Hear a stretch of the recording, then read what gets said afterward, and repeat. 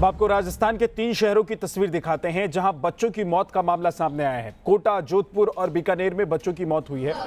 कोटा में 110 पहुंच गया है बच्चों की मौत का आंकड़ा। जोधपुर में अब तक 140 बच्चे 1 महीने में मृत घोषित किए जा चुके हैं, जबकि दिसंबर से अब तक बीकानेर में 162 बच्चों की जान जा चुकी है। तो वहीं बूंदी में 10 बच्चों की मौत हुई है। राजस्थान के 3 शहरों में कोटा, जोधपुर और बीकानेर में बच्चों के मौत का सिलसिला थम नहीं रहा है। राजस्थान की कोटा में बच्चों की मौत का मामला अभी थमा ही नहीं था और जोधपुर से बात सामने आ गई। अस्पताल पर सवाल खड़ा हो गया कि जोधपुर में 1 महीने के भीतर 140 बच्चों की मौत हो गई है, लेकिन अस्पताल प्रशासन का कहना है कि ये पिछले जो आंकड़े थे उससे बेहतर है, इसलिए ज्यादा चिंता की बात नहीं। सवालों के घेरे में जोधपुर का अस्पताल। दिसंबर महीने में 146 बच्चों की मौत। जब कोटा में बच्चों की मौत पर बवाल मच रहा था, तब जोधपुर के एसएन मेडिकल कॉलेज में कई मासूम काल के गाल में समा गए।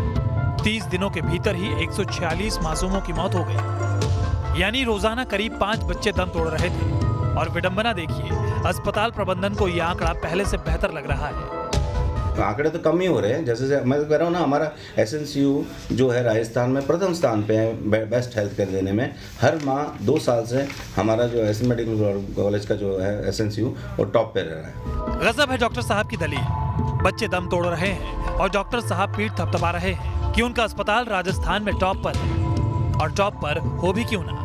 साल 2019 में इस अस्पताल के एनआईसीयू और पीआईसीयू में 47,869 बच्चे भर्ती हुए, जिसमें 754 बच्चे दम तोड़ चुके हैं। अगर गुणा भाग किया जाए तो इलाज कराने आए हर 100 बच्चों में से 13 बच्चों की मौत हो रही है। ये आंकड़े इसलिए भी चिंताजनक है क्योंकि जोधपुर सीएम अशोक गहलोत का गृह नगर है, और जोधपुर में होने के बाद भी उनके पास सुविधाओं की कमी पर बोलने के लिए वक्त ही नहीं। एकमात्र डॉक्टर ब्लड कैंसर का है जो अपने एमडीएम जोधपुर में है, और कहीं है नहीं। और यहाँ की एमडीएम में जो पूरे यंत्र नहीं लगे हुए हैं, डॉक्टर गोविंद पटेल है, उनका कहना है कि सुविधा नहीं है।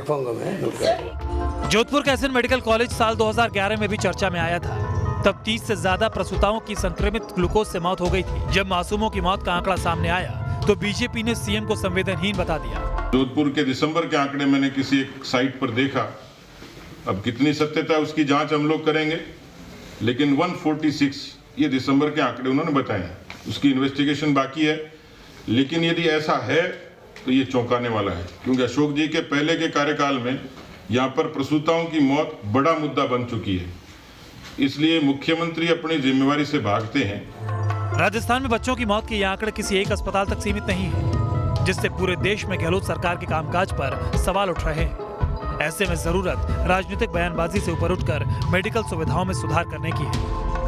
Team news nation.